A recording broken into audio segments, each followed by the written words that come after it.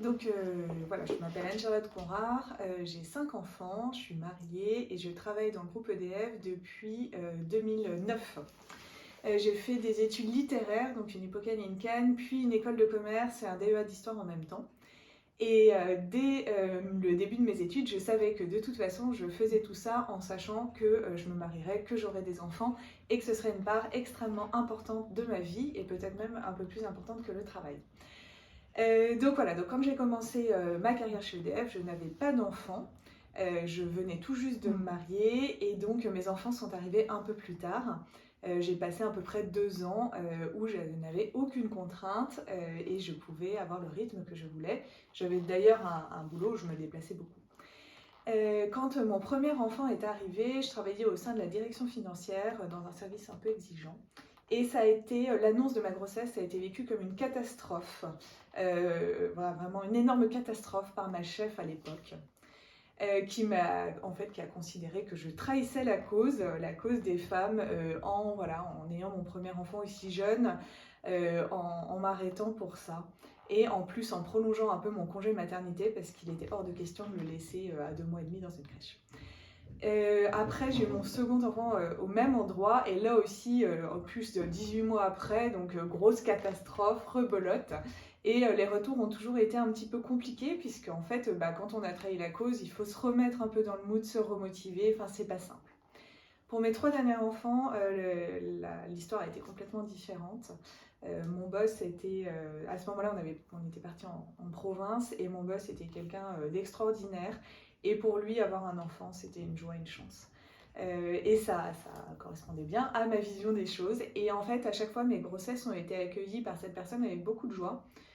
Avec une réelle attention à ce que je vivais, à cette construction de famille. Lui-même avait 5 enfants, donc en plus, voilà, on avait ce point commun-là. Et c'est vrai qu'il a tout fait pour faciliter mes grossesses, mes retours, ma progression de carrière, malgré tous ces enfants qui s'enchaînaient. Il a toujours été là pour me soutenir et pour me pousser. Et quand mon dernier enfant est né, il était atteint de trisomie 21, on a découvert ça à la naissance. Et je venais de rentrer dans un programme de haut potentiel dans le groupe, donc ça a été un peu le choc parce que voilà, j'avais cette grosse réussite professionnelle et puis tout d'un coup j'ai été en charge d'un enfant handicapé qui remettait pour moi pas mal de choses en cause. Je me suis posé plein de questions sur mon travail, je ne savais pas trop quel serait le rythme, comment est-ce qu'on allait faire. Et puis j'ai eu ce fameux chef au téléphone qui m'a dit écoute, cet enfant c'est extraordinaire, il va te donner de l'envergure, il va te permettre d'ouvrir tes ailes et tu vas voir, appuie-toi là-dessus et ta carrière va être complètement différente. Et en fait c'est vrai, parce qu'entre temps j'ai changé de boss, changé de chef et c'est vrai qu'Anselme il m'a donné de l'envergure.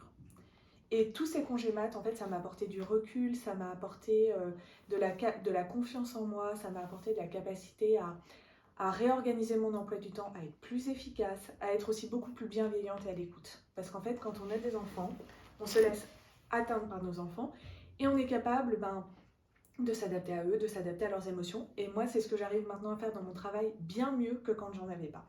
Donc je pense que voilà, c'est une expérience très positive pour moi de la maternité. Il y a eu des moments difficiles et puis après il y a eu des moments extrêmement...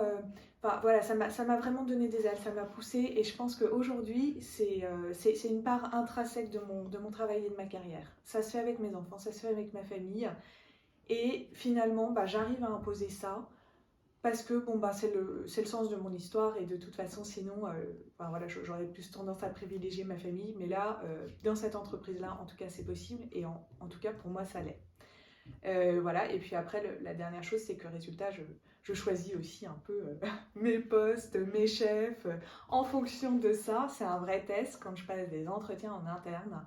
Je parle tout de suite de mon rythme de travail, je parle tout de suite de ma disponibilité et je considère que c'est un peu à prendre ou à laisser. Donc voilà, c'est un peu l'expérience que je voulais vous partager.